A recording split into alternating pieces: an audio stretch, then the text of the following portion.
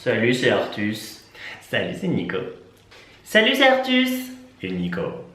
Salut, c'est Artus. Et Nico. Et aujourd'hui, on va vous parler de la voix gay.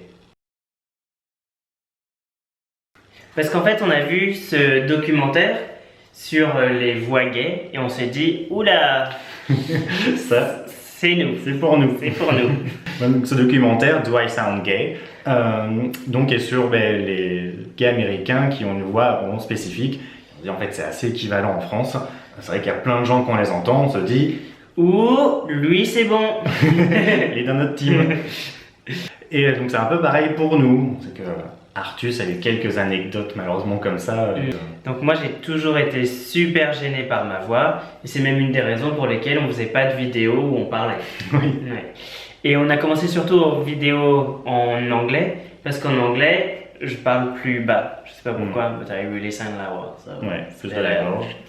Donc c'est mieux.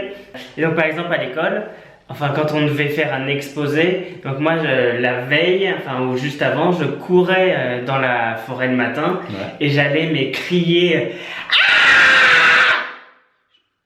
juste pour caler ma voix et qu'elle soit plus basse. Et sinon c'était facile, on se moquait de moi. Et j'ai vu certains commentaires pas très sympas du reste. Oui, parce que avoir une voix gay, on voit pour tout le monde, c'est quand même assez gênant, surtout à l'école. Parce que c'est un peu des premiers signes qui trahissent. Mais même après, hein, enfin même maintenant, enfin quand je suis au téléphone, oui allô, j'aimerais un rendez-vous s'il vous plaît. Et donc là on pense toujours que je suis la dame. Donc au bout d'un moment j'ai non, c'est pour moi monsieur. Et maintenant je dis oui c'est pour mon mari. Oui, donc la voix gay, c'est un peu le premier signe en fait particulier des gays. C'est vrai que même chez les jeunes, parfois la voix devient gay avant même que l'attitude entre guillemets ou quand même la personne se dise gay. Et donc ça trahit en fait notre sexualité. C'est une voix assez répandue. Mais il y a aussi quand même il y a des hétéros qui parlent plus comme des gays et inversement il y a aussi des gays qui parlent plus comme des hétéros. Voilà, ouais. Super viril. Mais donc avoir cette voix gay, c'est pas évident au travail, quand on doit appeler, on l'a dit à l'école. Mais a priori, comme l'homosexualité est de plus en plus commune, admise, c'est un peu pareil des voix gays en fait. On le voit d'ailleurs sur YouTube. Oui, parce que tous les youtubeurs américains qui ont plein de followers, ils ont des vraies voix gays. Ouais, il n'y a vraiment pas de doute. Hein. Ouais. Et pourtant, ils sont très appréciés. Ouais, et surtout parmi les jeunes en fait. Apparemment, ils ont du mal à l'école, mais après, les jeunes sont vraiment très ouverts là-dessus. Et voilà, en fait, une voix gay, c'est juste être gay, et puis voilà.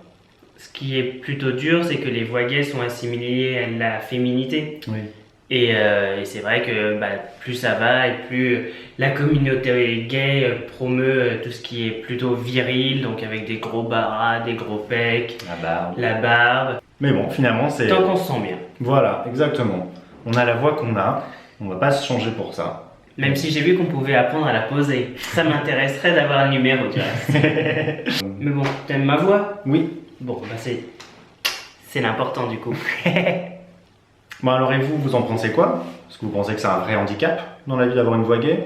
Parce que c'est sûr que pour nous qui vendons des sous-vêtements et qui travaillons dans l'internet, on voit pas grand monde et on parle pas à grand monde, donc... Oui, c'est pas très gênant pour nous. Ouais. Et est-ce que vous trouvez qu'on parle tous les deux de la même façon? Alors dites-nous dans les commentaires ou répondez-nous sur Facebook. Et puis en attendant, bisous bisous.